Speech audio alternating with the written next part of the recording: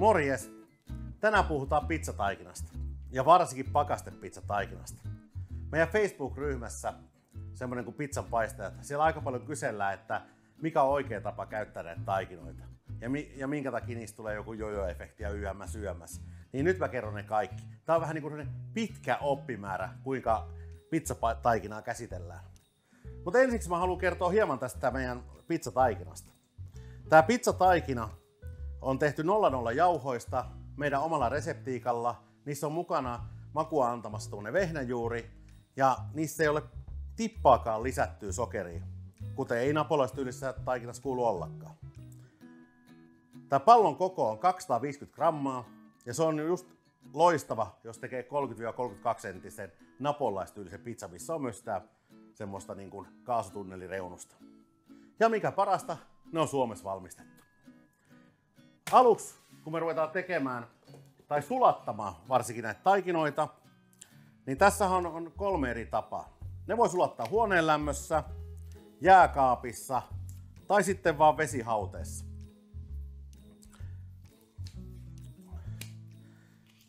Paras tulos tulee, kun tekee tosiaan jääkaapissa ja antaa olla se yli vuorokautta. Mutta laittaa nyt nämä ensin tonne yksittäisastioihin. Ja riippuen vähän astioista, niin ainakin henkilökohtaisesti mä tykkään itse, että mä vähän kastelen näitä, koska ikinä ei voi tietää, että pääseekö se astia vuotamaan tai muuta. Niin mä otan ne pallot pois sieltä ja sitten ihan täällä veden alla kastellaan vaan pallot juoksujen veden alla.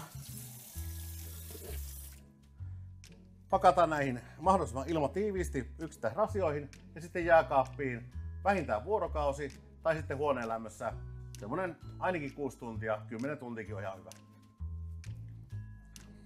Mutta jos haluaa tehdä nopeasti sitä pizzaa, niin yksi tapa on tosiaan ottaa ihan tämmönen normaali minigrip-pussi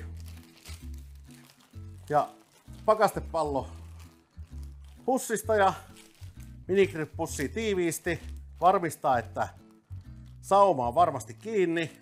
Se laittaa sitten siihen tunniksi sinne hanakuumaan veteen killumaan ja se on tunnin päästä se on valmis muotoiltavaksi. Ja loput pallot sitten pakastimeen takaisin. Noin. Nyt tässä on 2 erilaista taikinaa. Tää toinen on ollut nyt noin 30 tuntia jääkaapissa. Se ei ole hirveästi noussut, mutta se ei haittaa, koska se tulee tekemään sen sitten viimeistään uunissa. Ja tässä on sitten ollut noin 10 tuntia huoneen lämmössä. Nyt alkaa se tärkein vaihe. Eli monellehan käy semmonen ilmiö, että se on niin kuin jojo. Se taikina, kun sitä yrittää muotoilla, se on kuin jojo. Ja siinä käy yleensä suurin virheistä, 109% virheistä johtuu siitä, että sitä käsitellään sitä taikinaa liian kovakourasta tässä vaiheessa. Eli nyt kun meillä on sitkoverkko, kaikki sitkoverkosta on rauhoittunut ja se on niin kuin, elastisuus on kaikki hävinnyt, niin sit jos sitä kovakourasti käsittelee, niin se sitkoverkko menee uudestaan kiinni. Ja sitä me ei enää haluta.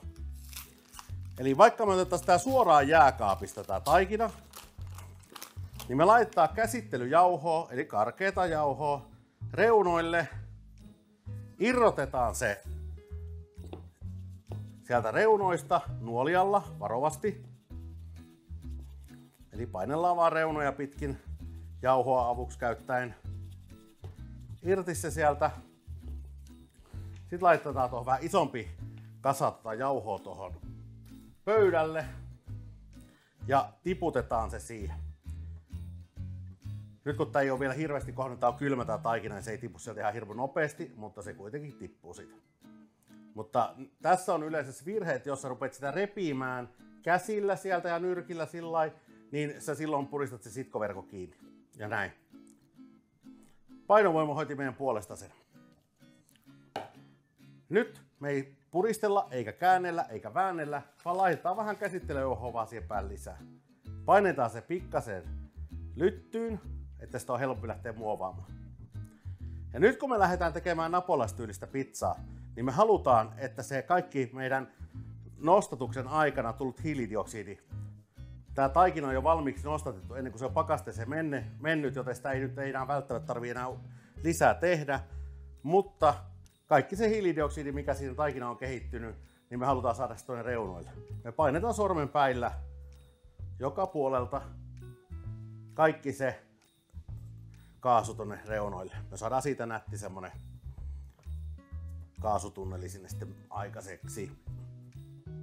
Eli nyt kun se kaikki kaasu on painettu sen reunoille ja meillä on nätti reunus tehty, niin me nostetaan tää taikina sormenpäitten varaan. Mutta huomioidaan, että ei enää hajoteta sitä just äsken nätisti tehtyä reunaa, niin me nostetaan sormenpäät sinne reunan sisäpuolelle. Eli laitetaan vaan sormenpäät sinne ja pyritään olla hipelöimättä tuota reunaa enempää. Ei saa puristaa sitä lyttyä, ei saa sitä painella enempää niin kuin millään tavalla. Ja nyt tällä hetkellä me annetaan tuo painovoima hoitaa tuo alapuoli ja me vaan huolehditaan yläpuolesta. Pikkusen käännetään ja samaan aikaan vähän venytetään. Tehdään siitä semmonen 2 kämmenen kokoinen. Näin. Ja kuten huomaatte, me otettiin se rauhallisesti siitä kohotusastiasta, niin se ei veä yhtään. Ei ole yhtään mitään jojo-ilmiötä. Mä uskon, että kun te vaan seuraatte näitä ohjeita, niin te tuutte aina onnistumaan siinä. Me nostetaan se löysien rystysten varaa. Näin. En tiedä näkyykö siitä kamerasta kuinka hyvin, mutta löysien rystysten varaa. Ei laita liian tiukkaa nyrkkiä, ettei puhkee toi taikina, mutta löysien rystysten varaa. Ja ruvetaan venyttämään. Katsotaan aina missä kohtaa eniten taikinaa. Siirretään siihen kohtaan nuo kädet ja pieni venytys. Katsotaan missä kohtaa taikinaa. Venytetään. Näin. Ja pikkuhiljaa kun se katsotaan, että se on tasaisesti joka puolelta se läpikultavuus, niin sitten ylimääräiset jauhot sivuun. Pikkasen kannattaa jättää pohjalle, että jos sattuu silti olemaan vähän pääsee kastike tai muu vettymään läpi, niin ei jää suotta taikina kiinni siihen pöytään. Ja nyt se olisi niin kuin valmis käsiteltäväksi ja täytettäväksi. Näin. Siinä on oikeanlainen pizza. Toki, jos sitä haluaa vielä vähän kasvattaa, niin yksi tapa on totta kai heittely, jolloin se leviää keskipakosvoiman ansiosta niin kuin joka suuntaan saman verran. Täällä on vaan vähän matala studio, ei pääse kunnolla heittelemään, mutta siinä se nyt olisi. Jos siihen tulee reikä, näin, huppis, niin ei kannata pelästyä. Otetaan kaikki jauho pois siitä pöydältä, laitetaan se reikä tuommoisen jauhottomaan kohtaan ja viikataan se umpeen. Taitetaan tuosta taikinaa päälle, taputellaan ja ristiin toista kohtaa siitä umpeen ja taputellaan. Niin, ja irrotetaan siitä, niin siitä kohdasta se ei ainakaan enää hajoa. Ja sitten se voi siitä taas täyttää. Ja tehdä sitä pizzaa. Näin. Jos siihen tulee iso reikä, semmonen, että voi hitsi, oikein iso, voi, niin silloin meillä ei ole oikeastaan vaihtoehtoa muuta kuin tehdä niin, että ravistellaan kaikki ylimääräinen jauho pois, laitetaan se tuon pöydälle, etitään siitä mahdollisimman siistiä sileä kohta, laitetaan se siihen päälle ja pallotetaan uudestaan. Jätetään siihen ehjä pinta päälle. Ja nytten, jos se haluttaisiin heti tehdä pizzaksi, niin se on ihan mahdoton tehdä.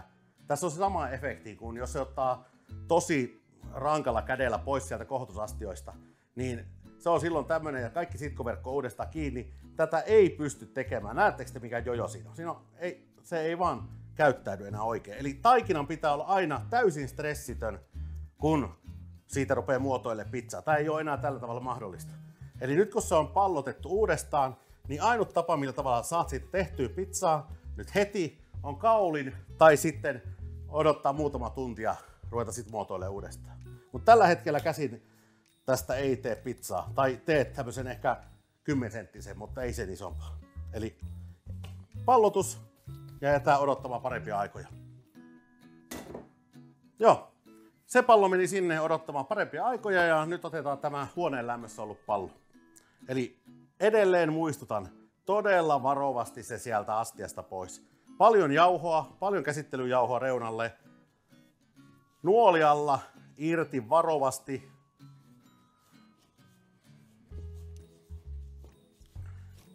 Ja annetaan painovoima hoitaa kaikki loppuun. Siinäpä ne tärkeimmät teoriaopetukset, mutta eiköhän me tehdä ihan pizza tonne syötäväksi asti.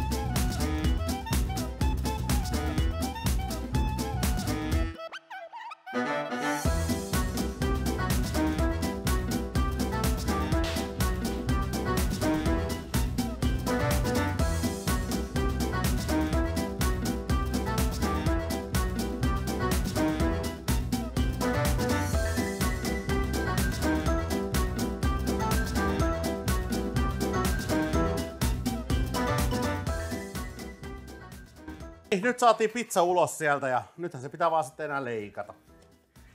Mä tykkään itse käyttää keinuleikkuria. Se on aina yksi liike, niin se on valmiiksi sitten suoraan leikattu. Näin. Ja kuten huomaatte, niin aika ilmava tulee reunasta. Eikö vaan kaikki vaan sinne kauppaan ja ostamaan nyt pakastetaikinaa ja testaamaan. Laittakaa sitten meidän Facebook-ryhmään sitten kuvia, että miten onnistuu. Seuraavaan kertaan.